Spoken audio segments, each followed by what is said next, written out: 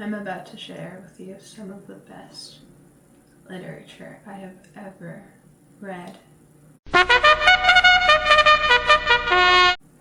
In my search for Muppet fan fiction, I was looking for something that would leave me aghast, that would maybe disgust me, maybe just shock me overall.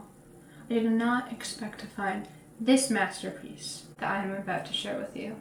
It is entitled The Day Dick Cheney Hosted the Muppet Show. Now, I know what you're thinking. Dick Cheney, isn't that the guy who was the vice president to President Sam Rockwell? I kid. I know that Sam Rockwell was only playing President George Bush in the movie Rice. I know it was Vice. I just wanted to keep you on your toes a little bit. Now, Dick Cheney, aka Christian Bale. Just kidding, I know they're not the same person. Rule of threes, am I right? Ha ha ha ha. Not funny! The only thing I knew before watching the movie Vice about Dick Cheney was that apparently, according to Gabriel Gundecker, Dick Cheney made money off the Iraq War. I thought this would be an interesting read to see how Mr. Dick Cheney blended with the Muppets and whether or not he got along with them. It's very short, but I think it's wonderful, and it does a great job at describing the characters just by their looks. Because I know a lot of people, when you say Sam or Scooter, you don't know which Muppet you're talking about. We're gonna get right into this. When the door to the dressing room swung open, the small orange creature in the bright green jacket said, 15 seconds until showtime, Monsieur Cheney. You're mistaken, said the old man as he sat reading the latest book by Sean Hannity. The show doesn't start for 3 days yet. He then chuckled unpleasantly at something in the book which he was reading. No, the orange creature said while he nervously adjusted his big round glasses. It says right here that the show is supposed to begin in a few seconds. Well then, that is mistaken, Dick Cheney snapped as he took one hand off the book he was reading and pulled the shotgun which leaned up against the wall a little closer to him, because the show clearly starts 3 days from now. Yes, that is... The orange creature stammered because arguing with his host any further was clearly a bad idea. Scooter, the orange Muppet, left the room and closed the door behind him. Although the show's opening proceeded normally, some of those who later looked back on that day remembered that day's performance of the opening theme to be filled with an eerie sense of foreboding. Kermit the Frog enthusiastically introduced the host of the episode after the opening theme was finished, but no one emerged from backstage. Kermit the Frog said as he looked around expectantly. Any of you guys know where today's host is? Scooter rushed over and whispered something in Kermit's ear. So he's just not coming out here, Kermit shouted in exasperation. Is that it? What are we supposed to do then? A large blue bird walked with a grave expression on his face. I say walked twice. A large bluebird walked with a grave expression on his face, walked briskly towards Kermit. The way it's written, it says walk twice, so I'm just reading how it's written. Kermit, Sam the Eagle said sternly, I must insist that you calm yourself down immediately. If Mr. Cheney is not going to come out to open the show, I'm sure he has a good reason for doing so. Dick Cheney is a wonderful man. He's a truly great human being, and he is making this world a better place. I, for one, am glad that we finally have a host on the show that I can feel proud of. Sidetrack. A headcanon I've had for a long time is that Sam the Eagle is a registered Republican. I appreciate that this author shares the same headcanon as me. It makes me feel less crazy, you know? Okay, moving on. Arrgh, Kermit said as he shook himself with frustration. All right then, have Gonzo go out and do his unicycle number early. The other Muppets rushed off to help make whatever preparations were necessary. As the Muppets were readying the stage, 2 elderly Muppets named Waldorf and Statler sat talking about the show which was taking place down below them like they had done during every show so far. Hey, said Waldorf. With Dick Cheney as the host, the show might not be half bad anymore. Oh no? Inquired Statler. Statler eagerly awaited the upcoming resolution to the most recent bad joke that his friend was telling him. Neither one of them seemed to ever tire of the lowbrow humor that often seemed to be the glue that held their friendship together. What a sentence. I love that sentence. Nope. Waldorf replied, now it'll be all bad. Both Muppets laughed uproariously at the obvious punchline that they both knew was coming. Oh, Statler asked jovially, do you know why Dick Cheney crossed the road? No, answered Waldorf. Why did Dick Cheney cross the road? Dick Cheney, Statler began, crossed the road to betray the fundamental underlying principles which this nation was founded on. The two elderly Muppets once more began to laugh boisterously, but their laughter was cut short when two large men wearing dark suits and sunglasses burst through the door that led to the balcony where the two Muppets always sat. Each of them took out identity badges and showed them to Waldorf and Statler. We are Agents Jackson and Thomas, they began in unison, and we're with the NSA. It has come to our attention that you have been making remarks of a derogatory nature regarding the current administration which gives aid and comfort to our enemies. We've been instructed to take you both to a detention center where you will stay until further notice. Both agents then grabbed Waldorf and Statler and began to drag them out of their seats. This is an outrage, Waldorf shouted. We fought in World War II, and now all the creeps in Washington like him are cutting our benefits. Yeah, Statler added, and that punk Cheney got deferment after deferment when it was his time to serve. This time Waldorf and Statler were definitely not engaging in their usual sardonic laughter this time after they finished speaking. They said this time Waldorf and Statler were definitely not engaged in their usual sardonic laughter after they finished speaking. Gonzo was riding around on the stage with 20 or 30 chickens piled acrobatically on his head as upbeat music played on a ukulele issued forth from a small record player on the stage. Dick Cheney walked through a door near the back of the room and out onto the stage. He walked right into the path of Gonzo, and Gonzo swerved abruptly to avoid him. Sorry, I'm early, Dick Cheney said as Gonzo, the chickens, and the record player with the ukulele record on it all came crashing to the ground loudly.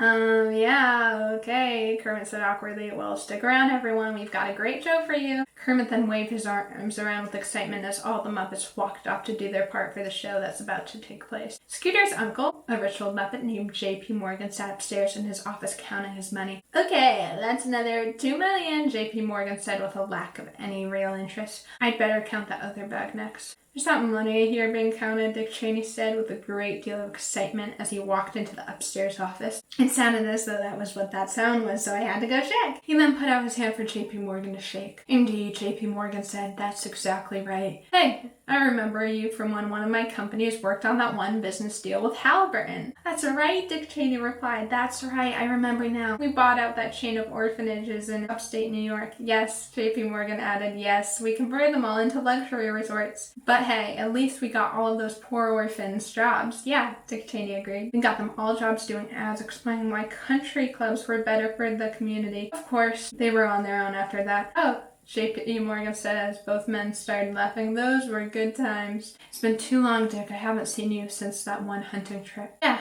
Dick Cheney said sadly. Sorry about how all that went. Oh, it's okay, J.P. Morgan replied. It only took a few years to heal. Dick Cheney then began chuckling again.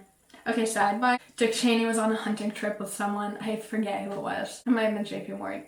Is J.P. Morgan a real person? I don't know. I'll look that up later. But he accidentally shot someone, and the person made a big deal of it. And so then Dick Cheney intimidated the person he shot into apologizing to Dick Cheney for being shot by Dick Cheney. So yeah, this guy kind of sucks. Backstage, Kermit sat looking through some paperwork. Miss Piggy strode purposely through the door and entered the room where he sat. She hugged him tightly and then began massaging his shoulders. Okay, it gets a little spicy here, just more now. Oh, Kermit, Miss Piggy said passionately. At last, we have some time alone. Kermit said nervously. Not now, Miss Piggy. I'm, really busy. Kermit, Miss Piggy said coquettishly. Go ahead, give in to desire. She began to kiss him all over his face and neck. Oh, Miss Piggy, Kermit said as he began to kiss back. The door then swung open and the vice president entered the room. What the heck is going on here? Dick Cheney snarled. One of you is a frog and the other is a pig. What on earth are you two doing together? Well, yes, Miss Piggy said solemnly. All that is true, yes. But we love each other. Kermit gravely nodded in agreement. That's sick. The vice president snapped. That's sick and wrong. There's no place in America for sick alternative lifestyles. I'm arranging for you two to be taken away to a re-education center. Dick Cheney pulled a cell phone out of his pocket and placed a call. But Mr. Cheney, Kermit said timidly, I would have thought that you'd be okay with our alternative lifestyle, considering how your own daughter was. What? Dick Cheney cut him off. How dare you use that information to further your own political ends? Two agents then stormed through the door to the backstage area. They dragged Kermit and Miss Piggy off as Miss Piggy began screaming. Forgive me for this next part. I should have rehearsed this next part, but I'm going to do my best. Again, it's very well written and I want to share with you. The schöne Blende Bergen, the Swedish chef said in the kitchen, which was a few rooms over, und den Schludimmen den Schubergen. The Swedish chef took a raw fish out from under the counter and waved it around. He dropped down the counter and chopped it into several pieces, which he tossed into a frying pan that had been placed on a burner located on the counter. The Hunde Schlugberg Schmurgerin, the Swedish chef said as he moved the frying pan over on the burner. The Swedish chef then reached under the counter and pulled out a large bomb. Rehunde Schergen Morgen Schonen de Nuns. The Swedish chef shouted as he began to laugh maniacally. The Swedish chef then pushed the detonator. The following explosion could be heard for miles around. In the space of a few seconds, the studio was almost entirely reduced to rubble. A few walls and pieces of ceiling that were still standing could be seen here and there. Even those seemed about to collapse. Some Muppets began digging themselves out of the rubble. Many more Muppets had perished in the blast and would remain buried underneath the rubble until they were later dug out. "Whoa, man," Ralph said. "What the heck was that?" Muppets with expressions of shock and fright frozen on their faces wandered about aimlessly all throughout what little remained of the studio. "It is fairly obvious what happened," Dick Cheney said from the leather easy chair he had found to sit in. "We got an intelligence report a while ago saying that the Swedish chef was a part of the Swedish terrorist cell and was going to enter the country and attack the television studio full of puppet-like creatures." "But," Fozzie Bear stammered, "but why didn't you do anything? I mean, if you knew that this would happen and all." "Come now," Dick Cheney said defensively. "We get countless intelligence reports. We can't act on them all. Besides, how would we know which studio full of puppet-like creatures the Swedish chef would attack?" "So, you have to call the other cat now, right?" the Muppet named Floyd Pepper asked Dick Cheney. "That guy who they made president? The dude in the cowboy hat? 'Cause he is, the one running the country and all." All the Muppets and Dick Cheney himself had a good laugh at that. No, Dick Cheney said with a chuckle. "What we're going to do is this. We have information that Elmo, the tyrant who rules Sesame Street with his iron fist, has developed nuclear weapons. Elmo and his associates clearly hate Muppet Studios and all the freedoms enjoyed by Muppets here. All of you are now to go and liberate the poor citizens of Sesame Street." "I'll stay here while you do that, to supervise or something." Many Muppets, consumed with fear, loudly cheered Dick Cheney. Other Muppets simply looked around in confusion. "I don't know, man," said a Muppet named Dr. T. "This whole war thing ain't too cool. It just doesn't sound like this'll work out well in the end, you dig? This is a time of war," Dick Cheney said with a grim expression on his face, "and we can't afford to have our morale broken by dangerous, radical talk of this nature." With a quick call on his cell phone, Dick Cheney arranged to have Dr. Teeth carted off by government agents. "I'm afraid that it appears you've lost your way," Sam the Eagle said with great sadness. "I'll admit that Dr. Teeth can be too unorthodox for my taste, but he was only exercising his right to free speech and shouldn't be penalized for that. Sesame Street didn't attack us, and it seems unlikely that they have nuclear weapons. I would very strongly advise you to reconsider the path you are about to take us down." The next day, the Muppets dined on roast eagle as they prepared for war against Sesame Street. The Muppets named Dr. Bunsen, Honeydew, and Beaker worked hard at developing weapons to use in the upcoming battle. "Beat Elmo! Beat Elmo!" Animal shouted as he bit into a big piece of roast eagle. The Pig Muppet, who had a recurring role as the captain on the Pigs in Space sketches, chuckled approvingly and patted Animal on the back. Wow. Very powerful stuff.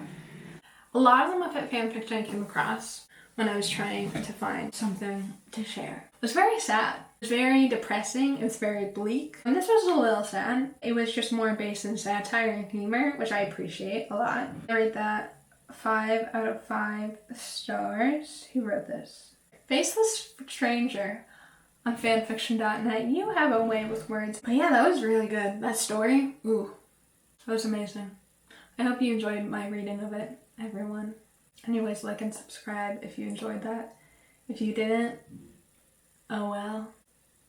I'm gonna try to upload more videos on this channel. I don't know what they'll be about. I hope you have a good day. Stay home, wear a mask. Bye-bye.